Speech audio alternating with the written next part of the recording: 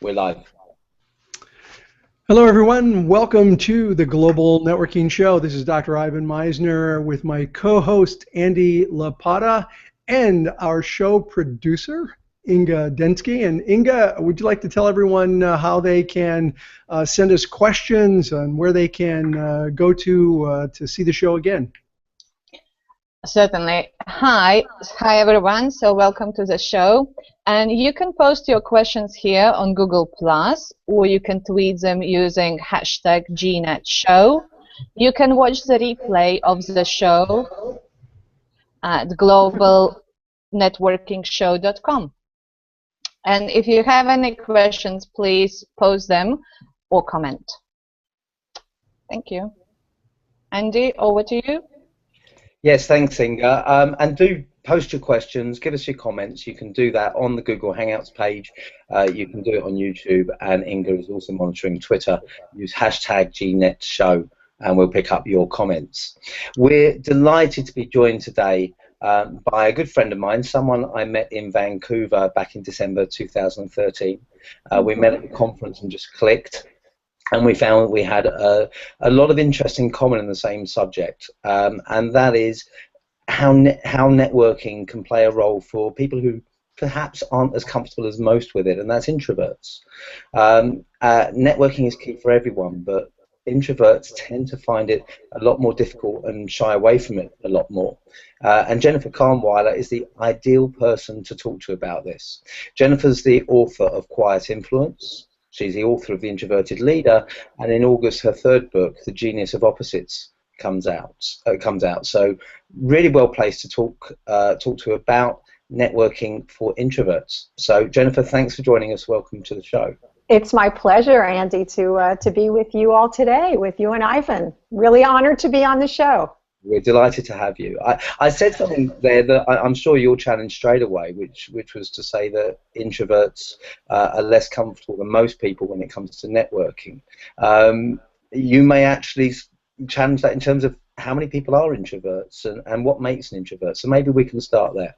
That's a great place to start it. Just sort of explaining some of the, just the overall definition. And introverts, by the way, Andy, are very hot right now. I'm very glad to say that they're in the news. So introversion really is, to me and to millions of others, including Carl Jung, it's about energy, and it's about where you get your charge. And introverts get their charge from within. You know, if you think of it like a battery, they can be out in the world and socializing and have very deep, very meaningful relationships, but the real critical factor with an introvert is they need that time to recharge. And so that's really key, and particularly as it pertains to networking. You know, Jennifer, that's a really important one because, you know, I always thought of myself as an extrovert because I run a networking organization. I'm a keynote speaker. Yes. And it was my wife who said, yeah, no, you're an introvert. And I'm like, I am not an introvert. I'm a speaker. I run a networking organization. Exactly. Yeah. And the one thing she pointed out to me was exactly what you're talking about. Was that extroverts recharge their batteries by being out and about and connecting with people, and that introverts recharge their batteries by either being alone or being at home or being with family. They do it in other ways, and that really resonated with me. Although I told her I am not an introvert. Ivan, it's so interesting you say that because part of the good news is that some of the stigma and the kind of reaction that you have now is being that's being chipped away because we're realizing, right, there's nothing wrong with introversion. It's not a problem. It's just how you're wired. It is. You're absolutely right. And I went and took a test that night when she told me that. Night. I did, because I was like, golly, I was going to show her that I am not an introvert. And I took this test, and it came back, and it said, congratulations, you are an introvert. Yes, it's, Angie mentioned I'm writing this book about opposite, or I've just written about opposites, introverts and extroverts, and oftentimes it's those opposites who will see in us what we don't see in ourselves. So, yeah, but it's a real strength to Andy's first question regarding networking and introverts. It's networking, I think some of the best networking people that I know and who have the greatest results are the introverts. And people say to them, oh, you're not an introvert. You're right. There's a misconception. Right. But there's also possible to be a situational extrovert, where under certain circumstances you come across more outgoing, but the basic DNA is a little more introverted. You know, one of the things I've found with networks or with networking is that a good networker has 2 ears and 1 mouth, and uses them both proportionately. Yes, and again, you can see how that's aligned with the strength of introverts, right? Who they're known for their engaged listening, for their focused conversations where they're in a party. In fact, that can also be a problem because they get so engaged and so focused and go for depth versus breadth that, you know, and I use oftentimes my husband, just like as in your case, who is a real introvert. I'm more on the extroverted side. But Bill, sometimes in the beginning, when he first started networking, I would see him at these social occasions, and he would be literally a hostage with a person as he was getting to know him. So I would say to him, Bill, one thing you might want to think about is trying to just say you have to excuse yourself to go to the restroom. Oh, listen, so, I have a little having options, right? I'm going to give myself away here on live Google show. Google Plus. I am. So I have a little signal with my wife when I'm being held hostage. I'll just pull on my ear, and then she'll come save me. That's smart. You have to look out for that, Ivan. Yeah, now I'm in trouble. You and Carol Burnett, who most of our listeners probably haven't heard of, but she used to have that little ear thing with the audience, a little cue, and that's good to have with those people that you come with, those buddies that you have. Absolutely. Given that you've said that, and you and Ivan have both agreed that introverts are naturally actually possibly better equipped to network effectively, but yet many will run a mile rather than go to a networking event because the sheer thought of being in that room full of people and fighting for the space turns them away. So how would you suggest that people can overcome that if they have that? And thank you, Andy, for that question. You know, I've listened to some of your other shows, which I really highly recommend them. The one with Susan Rowan about what you do there, because I don't think that the suggestions are that different at all for introverts. But I think a couple of things that folks, I've done a lot of work in researching and working with introverts through the years, and particularly in this, what they consider just an anathema, you know, like the whole idea of entering a room. But I think the whole key about first preparation, I mean, we've heard that from, again, a lot of your guests, but there is nothing that really is any better than that. So I had one guy, as just one example. Martin was extremely introverted, and what he did is before an event, he found out that the CEO who he was targeting for his company had been targeting, he was trying to get the business from him. He just really figured out what his interests were outside of work and found out that he was involved in this charity. And so he prepared and he learned a little bit about it. And then when he was introduced to him, which he made sure that he was, he just started chatting about it. And for him, using that ace in the hole, that preparation, not only did it begin the conversation with this person and gain access to him, but it also gave him tremendous confidence, or more confidence that he would have had.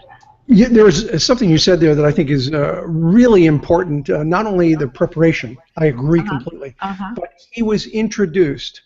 I think that's one of the things that introverts can use as a technique to help them in networking, is when you're going to an event and you know you're not the life of the party, you have somebody who is the life of the party introduce you around a little bit. Yes. So it's set up for you. That's, you know, it's funny because I look back at my history, and even though I thought I was an extrovert, that's one of the things I did. When I would go to large networking events, I would find somebody who would walk me around and introduce me to a lot of the really, you know, active people in the organization to make sure that I connected with them. It's a great technique, and I think those two in combination, preparation and introduction, are a 1-2 punch in a networking environment. It's being strategic, and again, that's a real skill of introverts, Ivan, for sure. So I think that's really key, the preparation, and then also finding other ways. If you don't know the person or anybody there, the whole idea is we have name tags a lot at these, particularly at these professional associations and these other chamber events, that kind of thing. And so it doesn't hurt to just introduce to people when they haven't even known each other before. And again, that gives you that segue out of that whole situation. Just one other thing I'll say is volunteering and offering to just even when you get there to say, what can I do to help? And that gives you a role, and a lot of introverts have told me that also gives them more comfort. And you were right when you said that a lot of the advice is very similar to the advice that Susan gave, and we discussed the How to Work a Room session, and very similar to you're at the host. Another idea is to get there first. Yes, early, right, Andy? But, you know, if you walk into a room with only 2 or 3 people in, it's a lot less intimidating than walking into a room with 200 or 300 people in. And you know where else that also really falls true is in meetings. That's the other. I get those 2 questions the most. You know, how do I deal with networking? I hate networking from introverts. And also, how do I really get my words and my position heard at meetings? And that's something people don't realize. If they get to a meeting earlier, then that is where the networking and rapport building happens. The small talk, they're just getting to know that person, building a relationship. I had one woman say she had a real resistor, a real aggressive woman she was trying to work with in her organization. And just by getting there early, she got to know that they had sons who were the same age. And they started talking, and they got to be almost friendly, like almost there. But it actually spilled over to getting the job done on her project. So don't underestimate those opportunities within your organization as well. And here's where doing the homework really comes into play, because if you do a little research on that person and you go in there and you say, hey, I've read a little bit about this project that you're working on. It really sounds interesting. Tell me about it. Right. When you open up a conversation with something about something that they are passionate about, they bloom. They exactly. Open up. And if you are an introvert, it's your opportunity to make that connection in a very powerful way. But you don't have to. You don't have to be running the show. Let the extrovert just run with it. Exactly. And, you know, in fact, on the other flip side of it, the extroverts will say to me, sometimes it's tiring for me to have to pull out the introverts. I'm very good at it. It's natural to me, but I want to learn about them. So when we do workshops, we practice a lot on how can we both learn about each other. It's not being an extroverted way or an introverted way. Well, you're right. Listen, and extroverts are thought to be great at networking. The problem with many of them is they can't shut up. They can't shut up. they just talk about it. And then another thing is they don't follow through as much. I know you all talk about the importance, the real critical nature. I know Andy's talked about that a lot and did a great workshop at that session I went to. I remember that even a few years ago, Andy, about, you know, the missing link for many people and the real differentiator is the follow-up time. It's like saying, oh, yes, thank you for that website, or here's something that we talked about that you might find helpful. That's what people remember. That's what builds relationships. And again, linking it to the introvert sensibility of one of depth versus breadth, you're really just so aligned to that whole notion and that whole strength. So I really think, again, we'll make the case for introverts rock as networkers. So, other questions or? My mic was muted. Oh, okay. No, that's fine. That's fine. We're just rocking and rolling here. No worries. Absolutely. With the follow-up that you talked about, I think that's where one of the strengths of the introvert can come through as well, because, you know, I've said on this show many times that networking isn't just about networking events. It's, you know, networking events feed our network, and the network is actually built from the relationships we have. And if you follow up and if you spend time asking people about themselves, if you learn about each other, if you're supportive, which an introvert is more, I think, finds more natural, looking out for the other person rather than themselves, then you're going to win people to your side. And if you take the scenario of the internal meeting, if you've put that groundwork in and built the relationships, then people are going to bring you into the conversation at the right time, rather than you having to fight for that space. Exactly. And the other thing I talk about with preparation with introverts is people do want, to my point earlier, people do want that free information, I call it. They want to know about you. And so it doesn't necessarily come to you extemporaneously. Like, you know, I always laugh that when I moved down here to Atlanta, Georgia in the South, they said, don't brag on yourself. And I came from New York, and that's all we did, really, is brag on ourselves. But the point is you want to have some information at the ready about what you've been up to, what projects you've been working on. So I talk to people about having both a giving and a getting agenda, which actually I learned from Wayman and Baber back in their book on networking with contacts, which was a wonderful book, and they've just revised it, I believe. But they really talk about having this agenda in your mind when you go to these events or when you have chance meetings with people in your organization or out in the community. And it's like, what have I been up to? Oh, like for instance, right now I'm redoing my kitchen, so I could talk to you a lot about contractors and about, you know, how to negotiate and the latest trends in kitchen cabinets. You know, it's not just about work. And then I might think about, okay, what is it that I want to learn? What would it be that I'd like to know about when I'm out networking? And for me right now, it might be on Google Hangouts. How do you do the name at the bottom of the screen that I haven't been able to figure out, right? So I need somebody to just kind of give me that quick answer. So when you go through in your head this like maybe 2 to 3 point list of bullet points on giving and getting, it's amazing how helpful that is when you go into the event. So you're not just hitting them cold. It would be like going and giving a speech and not preparing for the speech without that. Hey, so changing gears just a little bit, Jen, you've got a book called Quiet Influence. I love the title of that book. It's I think it's a really good title.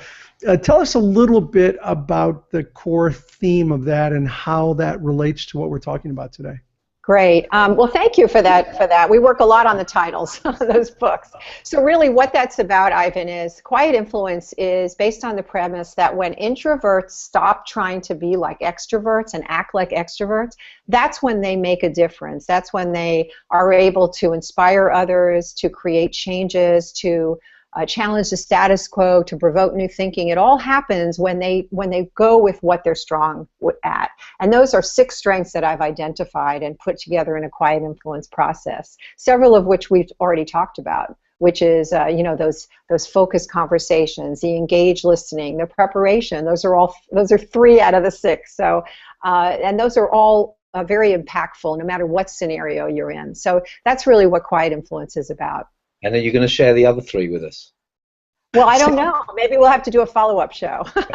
No, I'd be happy to. Yeah, so I was wondering.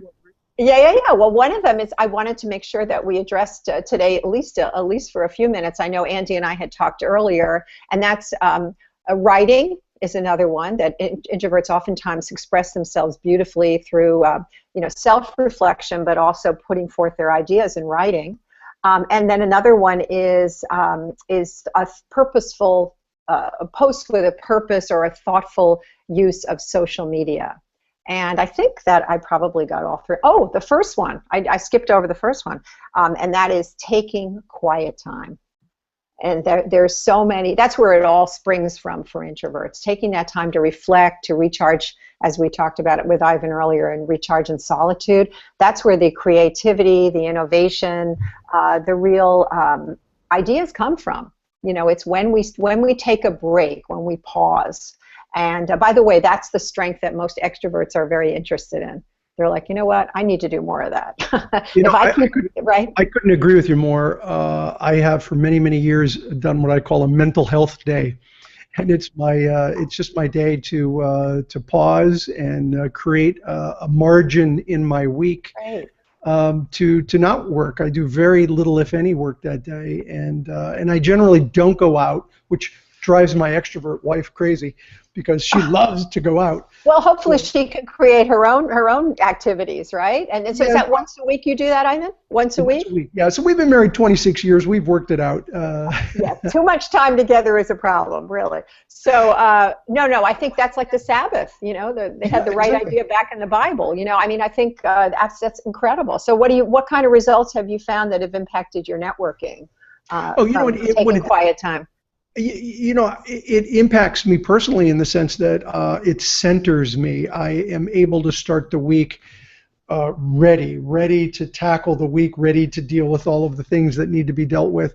And, you know, otherwise I find that when I go 2 or 3 weeks, and it happens sometimes, life gets in the way where you don't get that day. And, you know, I start the week already frenetic.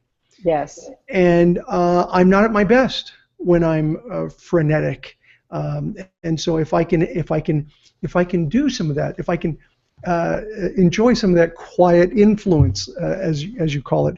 I think I'm a better business leader.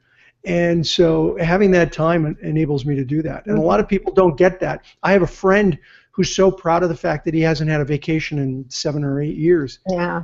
And I tell him, you're crazy. I think that's, and he's frenetic and having a lot of challenges. So you really need that time. There's a correlation there, isn't there? I think the people in Eastern, Southeast Asia, we're all in the East, are much more attuned to that and taking that calm, quiet time. And I think the good news is people are more interested in those kind of, in meditation, yoga, and all those kind of things. We're slowing it down some. For sure, but and I guess another interesting strategy that I came up in my research for the last book is that more and more people are taking quiet time. Doesn't mean that you sit in a room or let's say atop of the mountaintop, and meditate, or just kind of be in a wonderful, beautiful setting. That's always nice when you can have that. But the reality is that our days don't always allow for that. But what I found that successful introverted leaders and influencers do is that they actually build it into their day. So they'll take a walk, and or they'll grab a buddy and they'll have a walking meeting. So there's that physical exercise, that kind of getting out there, getting the mind and body working together, can really also make a difference. So I think we just have to look at our lives and see how we can fit things in. And my wife calls those margins in your day. You create little margins in your day to go take that walk, to meditate. I'm not as good at the margins as I am the mental health day, but I'm working on the margins. You're working on that. But I think, Tim, if we bring this back to networking, a lot of it, as I've realized through the years, and I've always been a person that liked network, I've also realized that a lot of it's perception. What people pick up from you is very important. You've talked a lot in this show about the connections. It's not just about getting business, but it's about friendship and relationships and just being showing an interest in people. Well, if you're all frazzled and you're like, oh, okay, well, I'm at 5 o'clock, I'm going to the chamber, 6, I'm going to go meet someone for coffee. People really pick up on that frenetic kind of thing. And again, back to the introverts, they don't tend to be as much like that. That would be too much overstimulation for them. So there's a balance too. I think you're right, and I think that you can look at your day and you can plan your day out, and I see so many people who plan meeting after meeting after meeting, then event. Yes. If I'm in London for the day, and I've got a networking event in the evening, I'll normally allow something like 2 hours, 1 hour minimum after my last meeting before the event, so I've got time to come down to center myself before I go to that event, re-energize myself. Yes. And if someone said, "Oh, I see you're free. Why don't I join you?" That's not the time for it. I don't talk to anyone. I want to just think. I want to relax. I want to recenter myself, and that's important. Good, you've learned. And catch up with my emails as well. If I've been in meetings all day. I want to pick up. We've got about 7 or 8 minutes left, and there's a couple of things I want to look at. Something you touched upon, and I think it's a very important part of the answer to this question about networking for introverts. And that was, you said that introverts are happy writing. Yes. And are more comfortable in social media terms. And I know that the advent of social media has brought a lot of people into contact with networking who might not have done otherwise. You've seen a lot of collaboration in the IT world, for example, that has come through forerunners of social networks, but a lot of introverts have got together and collaborated online when they wouldn't necessarily be as comfortable collaborating face-to-face. Exactly. I guess my question is this: where's the balance? I'm a big believer, as I know a lot of people are, I'm being one, that online networking isn't a replacement for face-to-face. Not at all. Not at all. But it is a tool, and it shouldn't be ignored by people who are happier meeting people in person. So where for you is that balance for the introvert? Well, I think that's a really incredibly good question. I think really what social media has done, it's enhanced it, just as you say, Andy. It's been a tool. So many introverts who never would have even thought about networking have found a common bond through, let's say, joining a group, or they've reached out to somebody who has a similar interest to them. So what it allows us to do is really reach a broader and more distant audience. So that in itself is incredible. It's wonderful. We're able to really voice our opinion. We're able to actually become thought leaders where we wouldn't have ever had that opportunity, particularly if we're more introverted. But I do feel like the advantage for social networking and social media is that it allows people to kind of, it's almost like dating, get to know each other a little bit, and then they can choose to meet in person. Or maybe not, but that way they already have some connection. And we see it happen all the time in the personal arena where people will keep up with other people through Facebook. So it really jumpstarts that conversation when they get together. It helps with relatives you don't want to talk to a lot either. I'm not talking personally for me. But I think social media it's really greased the skids in so many ways, but excuse me. The key thing that I've seen introverts do really well is to post with a purpose. And so because they're so thoughtful, they think about what is my purpose in using social media at this juncture? Is it to learn? Is it to share ideas? Is it to follow some thought leaders or from some people in my field who I respect, who I want to learn more from, to get more ideas? So for me, it's a lot about learning. Or is it to really start to get my name out there and start to build a brand? So there's so many directions that you could go and goals, and if you know what that purpose is, then you can be so much more focused in your social media efforts. And so again, that connects very well with what introverts do well, which is to think before, I used to say speaking, I say think before posting, right? So I think that it really does, to your point, it enhances social media enhances the networking process, but it shouldn't replace it. There is still an important place for face-to-face conversations that you just never get online. Would you agree with that, Andy? Completely agree with that, and I think that the advice you've given is just as important for extroverts as it is for introverts. Yes. The whole idea of pausing and thinking before you post, which a lot of people certainly didn't do in the early days, and you still see a lot of problems now. Right. Well, one of the gratifying things that I have doing a lot of these virtual sorts of discussions and courses and seminars is a lot of times the client will end the call with me. He'll say, Jennifer, we've gotten so many comments. We couldn't get to all the comments, and people have these questions that go on, on the chat box like this long, and it's primarily introverted audiences. And I think to myself how gratifying that is. We could probably put that under the rubric of social media, that people feel comfortable enough that they can online share their thoughts and their questions. And I think the next step, of course, is then connecting with each other after we share those ideas. And that's what you need to build in, is get out of the comfort zone a bit. Yes, absolutely. As well as online. We've got time for one more question, and I've got 3 or 4 more I want to ask you. Well, we'll do a follow-up one. I think there's a key one here that's going to be important for everyone who's listening, whether introvert or extrovert, and that is, if you're in conversation with someone who is clearly of a different nature to you, so you're quite introvert and they're quite extrovert and they're dominating the conversation, or they're introvert, you're extrovert, and you want to pull them into the conversation more, how should you engage? How should you interact with them? Well, as the introvert, I think part of it is preparing some good questions, so you're not left with your tongue tied, so that you can step up and do that kind of thing. It's also another thing that I tell introverts that's very useful to them is the skill of paraphrasing. So sometimes if you're not sure what to say, then to have a more, as I talked about earlier, about having a more equal interchange. Then partly what you can do is to paraphrase, to not parrot, but to say back in your own words what that person's saying. So then you become more of an equal member, and it becomes more of a discussion rather than a firing squad, you know, where the extrovert is asking you question after question, you're having to respond, or you're not sure what to say, and there's like these long pauses. So consider using that is what I oftentimes suggest to them. Now, on the other, if you're an introvert, you're suggesting that you paraphrase back, that you just basically repeat back what someone says as a way of engaging in the conversation. Because that's not something, that's, yeah, what were you going to say, Ivan? No, that's it. Hey, I just tried it. It works. Oh, you just said it.